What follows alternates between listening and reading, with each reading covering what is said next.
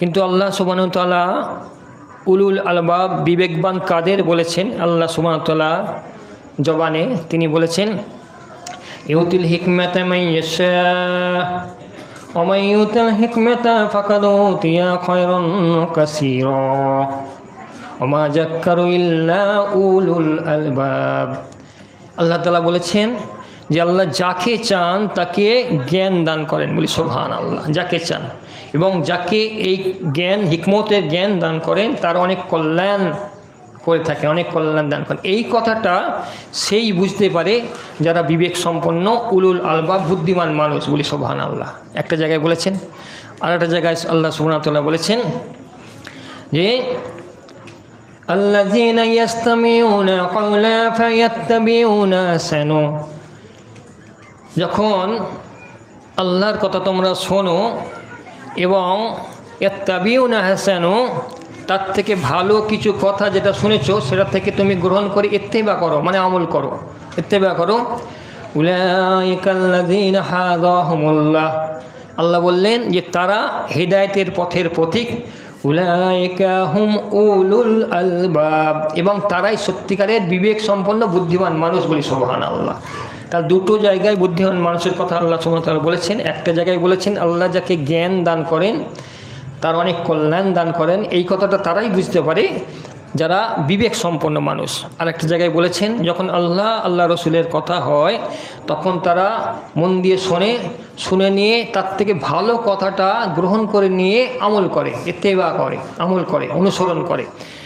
এরাই প্রকৃতপক্ষে হেদায়েতের পথের পথিক এবং প্রকৃতপক্ষে এরাই বুদ্ধিমান, বলি সুবহানাল্লাহ। এই যে দুটো কথা বললাম উলুল আলবাব, এটা আপনারা মাথায় রাখবেন। এবারে মূল যে আলোচনা, সেই আলোচনা হলো কিনা আল্লাহ সুবহানাহু ওয়া তাআলা ইমানদারকে লক্ষ্য করে বলেছেন ইয়া আইয়ুহাল্লাযীনা আমানু লা তাকুলুর রিবা আদআফা মুদআফা। হে ইমানদারগণ, তোমরা সুদ খেও না চক্রবৃদ্ধি হারে, চক্রবৃদ্ধি হারে তোমরা সুদ খেও না, ভক্ষণ করো না। মানে এই আয়াত যখন নাজিল হয়েছে তখন যারা মুশরিক ছিল তারা কি করত, মানুষকে ধরুন কিছু সময়ের জন্য সুদ দিত, মানে একটা বাধা দিত যে তোমাকে 3 মাস সময় দিলাম, তোমাকে এই টাকাটা দিলাম, তুমি এত % সুদ দেবে। তো 3 মাস যখন পার হয়ে যেত তখন সুদ দিতে পারতো না, গরিব মানুষ সুদ দিতে পারতো না, সেই সুদটাকে আবার আসলে পরিণত করে দিত, করে দিয়ে তার উপরে আবার সুদ দিত। তো এইরকম যখন করতে করতে গরিব মানুষ এমন একটা পর্যায়ে এসে যেত যে তার আর কিছু থাকতো না, নিঃস্ব হয়ে যেত এবং সব সম্পত্তি গ্রাস করে নিত। আল্লাহ সুবহানাহু ওয়া তাআলা ইমানদারদেরকে এটা করতে বারণ করেছেন, বলছেন তোমরা এইভাবে মানুষের প্রতি অত্যাচার করো না যার ফলে মানুষ নিঃস্ব হয়ে যায়, মানুষের সম্পদ তোমরা গ্রাস করো না, অর্থাৎ মানুষের প্রতি দয়ার্দ হও।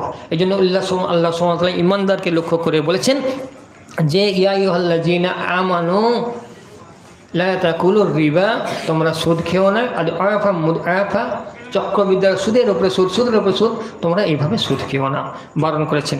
তারপরে আল্লাহ সুবহানাহু ওয়া তাআলা বলেছেন যে আত্তাকুল্লাহ, আল্লাহকে ভয় করো, লাআল্লাকুম তুফলিহুন, যাতে তোমরা সফল কাম হতে পারো। আল্লাহকে ভয় করার কথা আল্লাহ সুবহানাহু ওয়া তাআলা এখানে বলেছেন। তারপরেই আল্লাহ সুবহানাহু ওয়া তাআলা বলেছেন আত্তাকুন নার, তোমরা আগুনকে ভয় করো, জাহান্নামের আগুনকে ভয় করো, ভয় করো। ওয়াইদ্দাত লিল কাফিরিন, মানে কাফেরদের জন্য যেটা সৃষ্টি করা হয়েছে জাহান্নাম। এ থেকে কি বোঝা গেল যে ইমানদারদের জন্য আল্লাহ জাহান্নাম সৃষ্টি করেননি, কাফেরদের জন্য জাহান্নাম সৃষ্টি করেছে। ইমানদার যারা তাদের জন্য আল্লাহ জাহান্নাম সৃষ্টি করেননি। এই জন্য আল্লাহ সুবহানাহু ওয়া তাআলা পরের আয়াতে বলেছেন আত্তাকুল্লাহ লাআল্লাকুম তুরহামুন, তোমরা আল্লাহকে ভয় করো যাতে আল্লাহ সুবহানাহু ওয়া তাআলা তোমাদের উপরে করুণা করতে পারে, দয়ালু হতে পারে, তোমাদের উপরে রহম করতে পারে। তুরহামুন, রহম করতে পারে তোমাদের উপরে, সেমনি আল্লাহকে তোমরা ভয় করো। তারপরে ইমানদারদেরকে আল্লাহ সুবহানাহু ওয়া তাআলা মানে কি বলেছেন, এইটা খুব গুরুত্বপূর্ণ বিষয়। ওয়াসারিউ ইলা মাগফিরাতিম মির রাব্বিকুম, তোমরা প্রতিযোগিতা করো। আল্লাহ সুবহানাহু ওয়া তাআলা মানুষকে উৎসাহিত করেছেন এখানে। যেমন ধরুন কোনো আলেম সাধারণ মানুষকে উৎসাহিত করে, জুমার বয়ানে উৎসাহিত করে, মাদ্রাসা খানকাতে উৎসাহিত করে, ওলি আল্লাহর খানকাতে গিয়ে উৎসাহিত করে, কোনো ওস্তাদ তিনি উৎসাহিত করে আমলের জন্য, আল্লাহ সুবহানাহু ওয়া তাআলা এখানে উৎসাহিত করেছেন মানুষকে, ইমানদারকে। ওয়াসারিউ ইলা মাগফিরাতিন, হরফে জার, ইলা হরফে জার, মানে টার্গেট কোন দিকে যেটা বলেছে যে আল্লাহর ক্ষমার দিকে তোমরা দৌড়াও, প্রতিযোগিতা করো, যে আল্লাহর ক্ষমা পাওয়ার জন্য তোমরা একে অপরের সঙ্গে প্রতিযোগিতা করো। আল্লাহ ক্ষমা চাই, ক্ষমাকারী আল্লাহ। মির রাব্বিকুম, তোমাদের রবের ক্ষমা কি বলে কাছে তোমরা প্রতিযোগিতা করো যাতে তোমরা ক্ষমা করে দেয়। জান্নাতিন আরদুহাস সামাওয়াতি ওয়াল আরদ, সেই জান্নাতের দিকে যে জান্নাত আল্লাহ সুবহানাহু ওয়া তাআলা সপ্ত আসমান জমিন সৃষ্টি করে রেখেছেন। ও ইদ্দাত লিল মুত্তাকিন, মুত্তাকিদের জন্য, ইমানদারদের জন্য, পরেশকারীদের জন্য জান্নাত সৃষ্টি করেছেন। সেই জান্নাতের দিকে তোমরা দৌড়াও, বলি সুবহানাল্লাহ। মানে জান্নাত পাওয়ার জন্য তোমরা, জান্নাত পাওয়ার যে প্রয়োজন, আল্লাহ যে হুকুম করছে, আল্লাহ রসুল যে পথ দেখিয়েছে, সেই পথে তোমরা ধাবিত হও, দৌড়াও, বলি সুবহানাল্লাহ। আমরা সূরা আল ফাতিহাতে আমরা একটা কথা বলি না, এমন কোনো মুসলমান নামাজি নাই যার সূরা আল ফাতিহা মুখস্থ নাই। বেশিরভাগ মুসলমান নামাজি যারা নামাজ পড়ে আল ফাতিহা মুখস্থ আছে, আলহামদুলিল্লাহ। আল ফাতিহা 7 আয়াত বিশিষ্ট সূরা, এটা শুধু উম্মতি মুহাম্মাদিকে আল্লাহ সুবহানাহু ওয়া তাআলা দান করেছেন, বলে সুবহানাল্লাহ। আর সূরা আল বাকারার শেষ 2 আয়াত, আমানা রসুল থেকে শেষ আয়াত পর্যন্ত, মানে এই দুটো সূরা আল্লাহ সুবহানাহু ওয়া তাআলা শুধু উম্মতি মুহাম্মাদিকে দান করেন। তৌরাতে দান করেন, জবুর, তৌরাত, ইনজিল কোনো কিতাবে দান করেন, একমাত্র কালাম পাকে দান করেছেন উম্মতি মুহাম্মাদির জন্য, বলে সুবহানাল্লাহ। এই সূরা আল ফাতিহা প্রত্যেক নামাজে পড়া কি ওয়াজিব, তাই তো? প্রত্যেক নামাজে সূরা আল ফাতিহা পড়া ওয়াজিব, না পড়লে তোমার নামাজ সসিদা দিতে হবে না। নামাজ কোরআন তেলাওয়াত করা ফরজ। প্রত্যেক নামাজে রাকাতে কোরআনের কিছু অংশ তেলাওয়াত করা ফরজ। 2 রাকাত নামাজের মধ্যে 13টা ফরজ, এই 13টা ভিতরে এবং বাইরে, আকাম আর কাম ভিতরে বাইরে মিলে 13টা, তার মধ্যে একটা ফরজ হলো কোরআন তেলাওয়াত করা, কোরআনের কোনো আয়াত তেলাওয়াত করতে হবে, এটা ফরজ। কিন্তু সূরা ফাতিহা এটাকে আল্লাহ সুবহানাহু ওয়া তাআলা ওয়াজিব করে দিয়েছেন যে তোমাকে প্রত্যেক রাকাতে নামাজ সূরা ফাতিহা পড়তেই হবে, তারপরে তার সঙ্গে অন্য একটা সূরা মেলাও। ফরজ নামাজে অন্য একটা সূরা মেলানো ওয়াজিব, আর অন্যান্য নামাজে মুস্তাহাব, সুন্নাত। যাক, আমি ওদিকে যাচ্ছি না। আমার বলার উদ্দেশ্য হলো কিনা যে আল ফাতিহাতে আমরা বলি না যে ইহদিনাস সিরাতাল মুস্তাকিম, এ আল্লাহ আমাকে সিরাতুল মুস্তাকিম, অত সোজা সরল পথে পরিচালিত করো, বলি সুবহানাল্লাহ। তারপরে আরেকটা হাত পড়ি না, সিরাতাল্লাযীনা আন'আমতা আলাইহিম, সেই পথ যে পথে আপনার প্রিয় বান্দাদেরকে পরিচালিত করে তাদেরকে পুরস্কৃত করেছেন, ইনাম দিয়েছেন। আন'আমতা আলাইহিম, ইনাম দিয়েছেন। এই ইনাম দেওয়ার জন্য যে পথে যাদেরকে দিয়েছেন সেই পথে আমাদেরকে পরিচালিত করেন। আমরা চাইছি না প্রত্যেক রাবাজে, আমরা চাই না সূরা আল ফাতিহার মধ্যে চাই তো, আল্লাহর কাছে চাই। আমরা অর্থটা বুঝে পড়লে মনে হয় ভালো হয়, যে আল ফাতিহা যখন পড়ি অর্থটা মনে, ইমাম সাহেবরা বলে প্রায় মসজিদে বলে, আমিও বলি মাঝে মাঝে, আল ফাতিহার অর্থটা যদি আমরা জানি খুব ভালো হবে। ইমান মানে এমন একটা জিনিস যে ইমানের অনেক অংশ এই সূরা ফাতিহার মধ্যে ঢুকে আছে, বলি সুবহানাল্লাহ। কোনো এক জায়গায় মানে আল্লাহ রসুল হাদিসের মধ্যে বলেছেন সূরা আল ফাতিহা একবার তিলাওয়াত করে 20 পারা কোরআন শরীফের ঝিল্লির সওয়াব দান করে থাকেন, বলি সুবহানাল্লাহ। আবার এক জায়গায় এসছে না একটা বর্ণনায় যে 20 পারা নয়, পুরো কোরআন শরীফের জিস্ট, কোরআন শরীফের মূল জিনিস সূরা আল ফাতিহার মধ্যে আল্লাহ সুবহানাহু ওয়া তাআলা ঢুকিয়ে দিয়েছেন, বলি সুবহানাল্লাহ। কালাম পাকের মূল জিনিস ঢুকিয়ে দিয়েছেন। সেটা তার মধ্যে একটা আয়াত যদি আমরা লক্ষ্য করে দেখি, মাঝখানের আয়াত আল্লাহ সুবহানাহু ওয়া তাআলা বলেছেন যে আমি 7 আয়াত বিশিষ্ট একটা আয়াত উম্মতি মুহাম্মাদিকে দান করলাম, 3 আয়াত আমার জন্য, 3 আয়াত আমার বান্দার জন্য, আর মাঝখানের আয়াতটা আমি এবং আমার বান্দা দুজনে ভাগাভাগি করে নিয়েছি, বলি সুবহানাল্লাহ। হ্যাঁ, ইয়াকা না'বুদু ওয়া ইয়াকা নাস্তাঈন, এ আল্লাহ তোমারই ইবাদত করি আর তোমারই কাছে সাহায্য প্রার্থনা চাই, বলে সুবহানাল্লাহ। ইমানের আকীদার এটা একটা মস্ত বড় একটা জিনিস, মস্ত বড়, যে মানুষ ওমা খালাকতুল জিন্না ওয়াল ইনসা ইল্লা লিয়াবুদুন, আল্লাহ তাআলা মানুষকে এবং জিনকে সৃষ্টি করেছেন, জিনকে এবং মানুষকে সৃষ্টি করেছেন শুধুমাত্র আল্লাহর ইবাদত করার জন্য, বলি সুবহানাল্লাহ, মাবুদের ইবাদত করার জন্য। সেই কথাটাই আমরা সূরা আল ফাতিহার মধ্যে বলি, ইয়াকা না'বুদু, এ আল্লাহ তোমারই একমাত্র ইবাদত করি, আর কারোর ইবাদত করি না, আর কোনো কারোর ইবাদত করি না, আমি নফসের ইবাদত করি না, আমি ইচ্ছা মতো জীবনযাপন করি না, ইমান নেওয়ার পরে আল্লাহ আমি কোনো কারোর ধার ধারি না, কিছু নাই, শুধুমাত্র আল্লাহ তোমার ইবাদত করি। তৌহিদের ওপরে একত্রার বিশ্বাসের এটা একটা মূল জিনিস, যে আল্লাহ এক এবং আল্লাহরই ইবাদত করবো আর কারোর ইবাদত করবো না। এটা বাস্তবে পরিণত করার নাম হলো সে প্রকৃতপক্ষে মুমিন বলি সুবহানাল্লাহ, ইমানদার। এই তৌহিদের উপরে বিশ্বাস দেখে বলে ইয়াকা না'বুদু, আল্লাহ তোমারই ইবাদত করি আর কারোর করি না। ইখলাস পূর্ণ আমল করতে হবে, ছোট্ট হলেও ইখলাস রাখতে হবে যে আল্লাহ ছাড়া কারোর ইবাদত করা যাবে না। এই ঈমান নিয়ে যদি কেউ মরতে পারে আল্লাহ সুবহানাহু ওয়া তাআলা তাকে বেহিসাব জান্নাত করবেন বলে সুবহানাল্লাহ। এই ঈমান, এই ইয়াকিন যে আমি আল্লাহ ছাড়া কারোর ইবাদত করি না। ইয়াকা না'বুদু, তারপরে যে আয়াতটা পড়ি ওয়া ইয়াকা নাস্তাঈন, আল্লাহ তোমারই কাছে সাহায্য প্রার্থনা করি। আমরা অনেক সময় এই কথাটা ভুলে যাই, ইমানের সঙ্গে আমরা বাস্তবের সঙ্গে মিলাতে পারিনি, ভুলে আমরা স্মৃতি হারা হয়ে যাই যে আল্লাহ তোমারই কাছে সাহায্য প্রার্থনা করি বারবার বলি, কিন্তু যখন অন্য কোনো পরিস্থিতি এসে যায় অন্যের কাছে সাহায্য চেয়ে বসে থাকি। এটি ইমানের খিলাফ, আকিদার খিলাফ, তৌহিদের খিলাফ। সাহায্য যখন আল্লাহর কাছে চাইতে হবে তখন আল্লাহ রসুল যে পথ দেখিয়েছেন, যে কোনো পরিস্থিতিতে যে কোনো হালতে অজু করে নাও 2 রাকাত নামাজ পড়ো, আল্লাহর কাছে চাও, অজু করে নাও 2 রাকাত নামাজ পড়ে আল্লাহর কাছে চাও। এটা হলো একজন শিরকবিহীন আমলকারীর লক্ষণ বলি সুবহানাল্লাহ। অজু করো, 2 রাকাত নামাজ পড়ে আল্লাহর কাছে চাও, আল্লাহমুখী হয়ে যাও। আল্লাহ রসুল সাহাবীদেরকে এইভাবে আল্লাহমুখী করেছিলেন, এইভাবে আল্লাহমুখী করেছিলেন।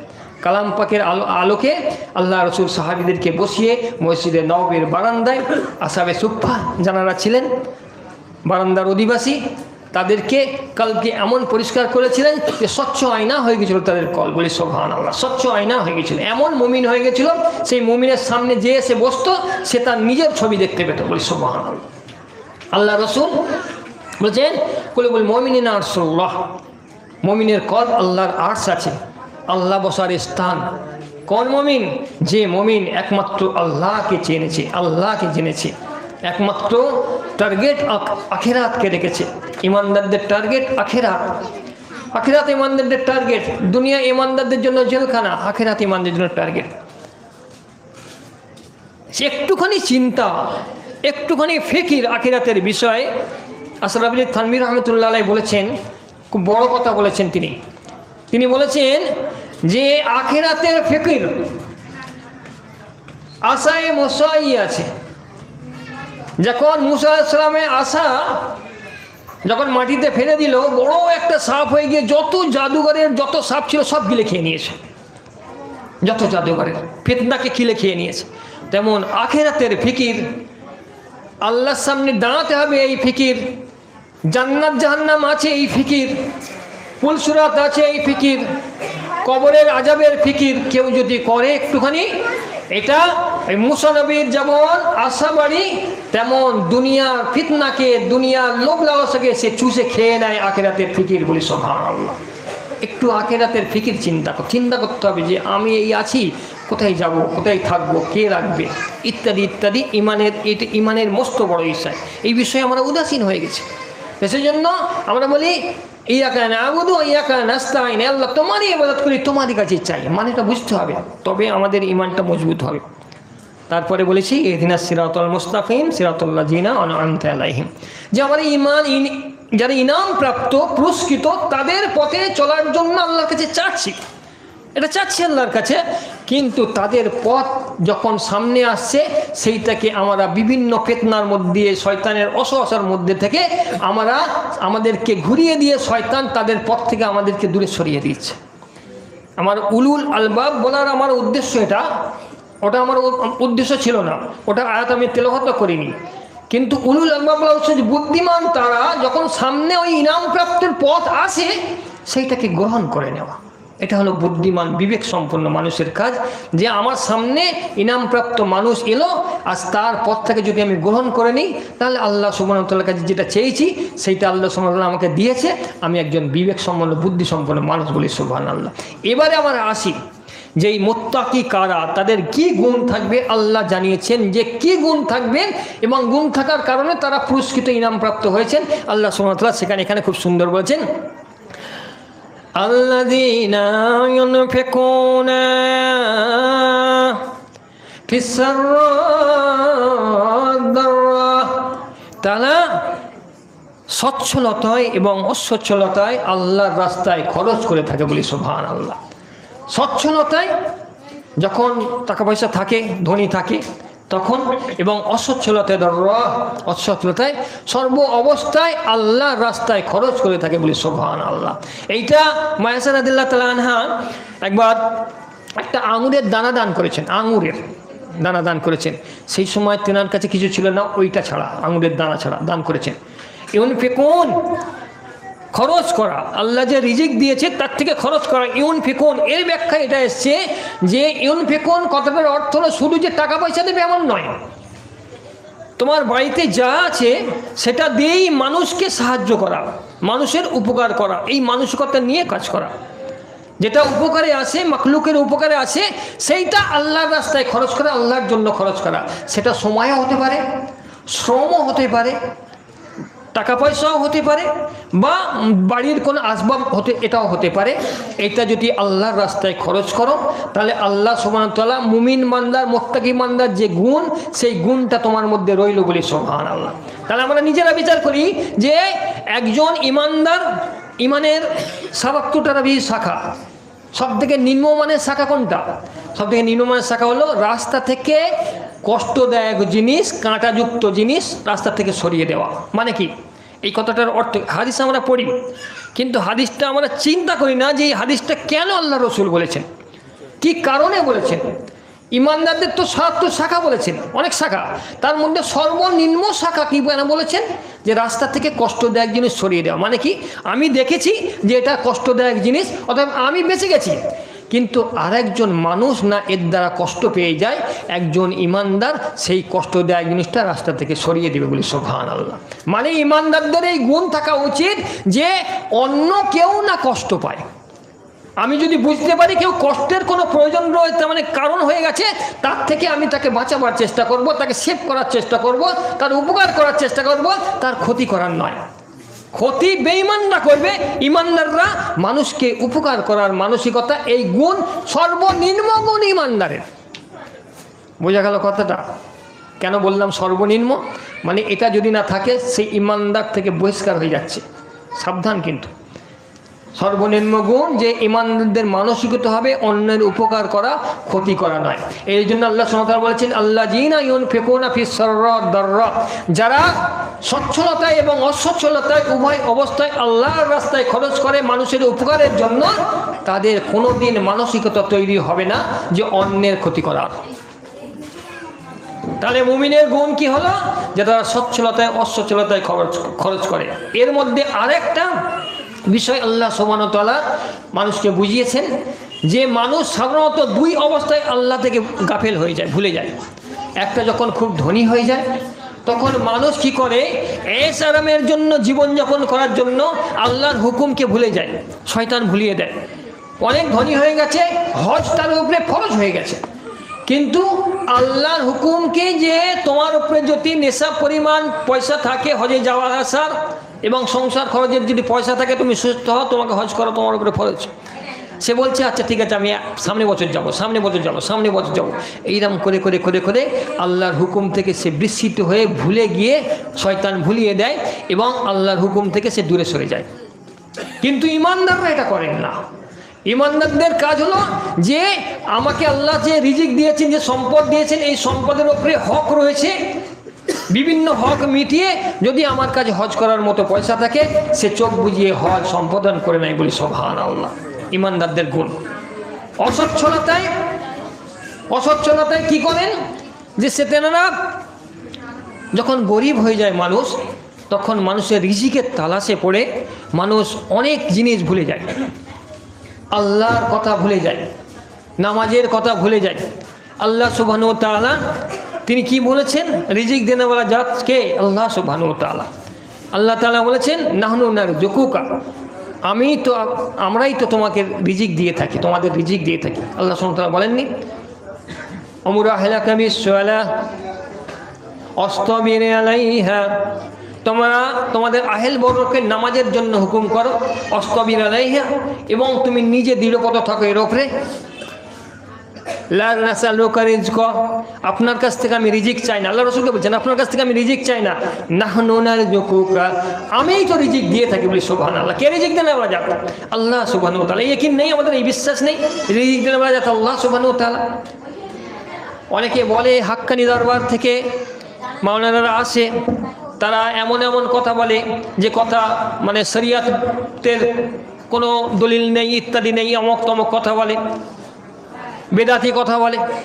অনেকে বলে যে হাক্কানি দরবারে শিরকযুক্ত আমল হয়।